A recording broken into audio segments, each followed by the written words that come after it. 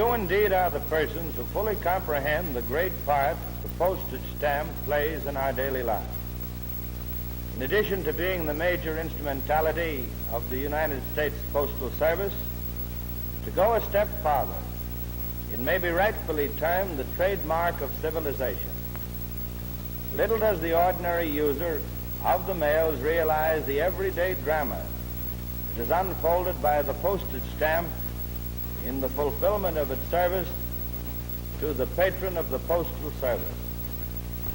With this thought in mind, it is with pleasure that I take this opportunity to convey to you a life of a postage stamp from the time that it is printed at the Bureau of Engraving and Printing until it reaches its ultimate destination, affixed to a card, letter, or a parcel. It is in this press room at the Bureau of Engraving and Printing where the postage stamps are printed, gummed, and inked. Here we see the two 400 subject rotary presses turning out the 1 and 3 cent stamps of the regular series.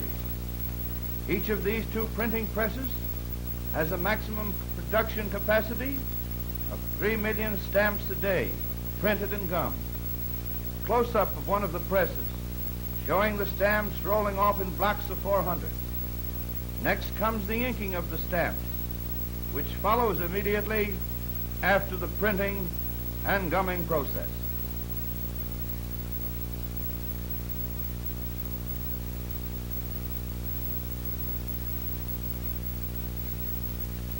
Here we see the stamps being sorted, counted, and prepared for distribution. It is here that the imperfect issues are removed from stock before the completion of the preliminary packing work. From the sorting table, the stamps are sent to the packing and shipping division, where they are wrapped, sealed, and prepared for shipment to the 45,000 post offices throughout the United States.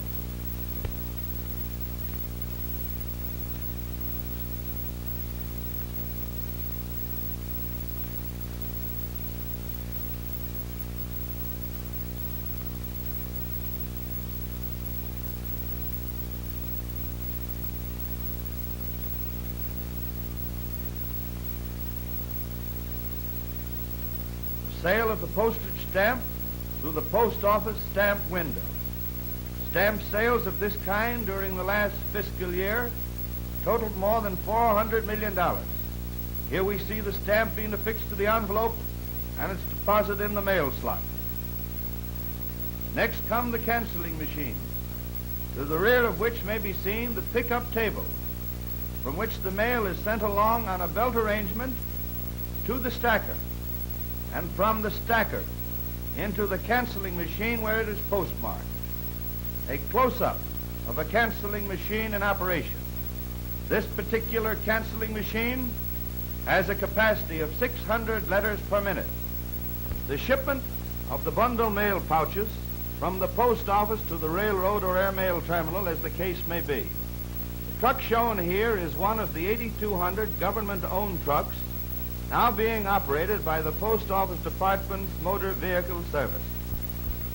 Here we see the interior of a railway mail post office, showing a full crew at work. Here the mail is sorted by states and cities for dispatch en route. Close-up of the letter distribution in the letter case compartment at the rear of the railway mail car. Departure from the terminal of a long train and its several mail cars.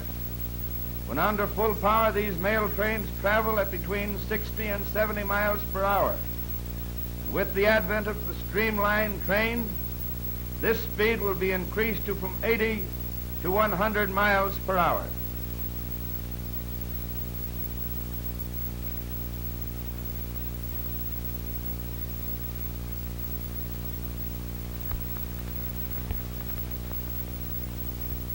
Here we see a mail pouch being hung on a carrier pouch mail crane at the side of the railroad tracks. This automatic device being employed at such points as are not included as stops on the railroad schedule.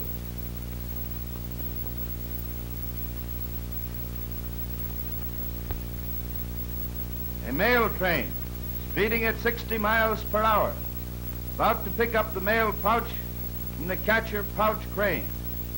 The pouch is snapped into the mail car. The railway mail clerk aboard the train tosses off another pouch for delivery through the local post office. The air mail service. Here we see one of the latest type mail transport planes coming into the airport with a heavy cargo of mail aboard.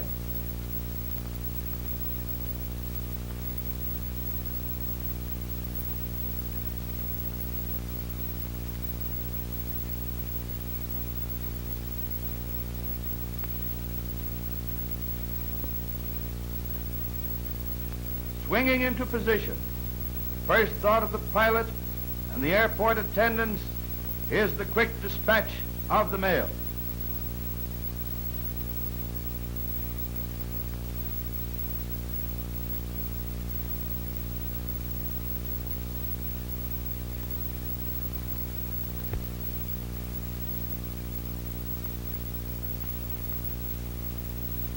Mail is passed from the mail compartment of the plane to the ground, where it is rushed to the airport post office for immediate dispatch.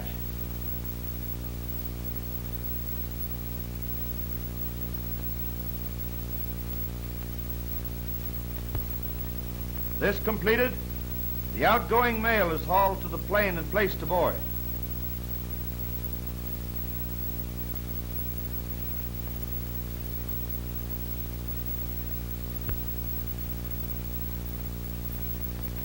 Takeoff of the big mail plane, which is but one of hundreds that serve the nation's 29,000-mile airmail system, the greatest in the history of the Postal Service.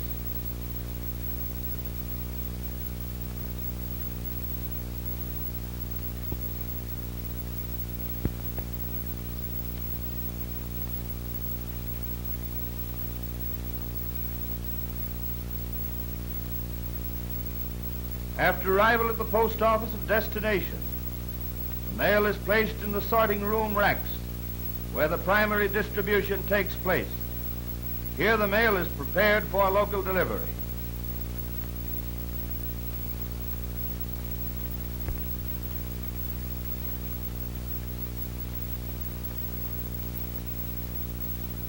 Now we have the culmination of the postage stamp service to the patron of the Postal Service.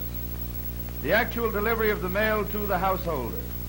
Here we see one of the 48,000 letter carriers that serve the householders of the nation delivering mail to one of his regular patrons.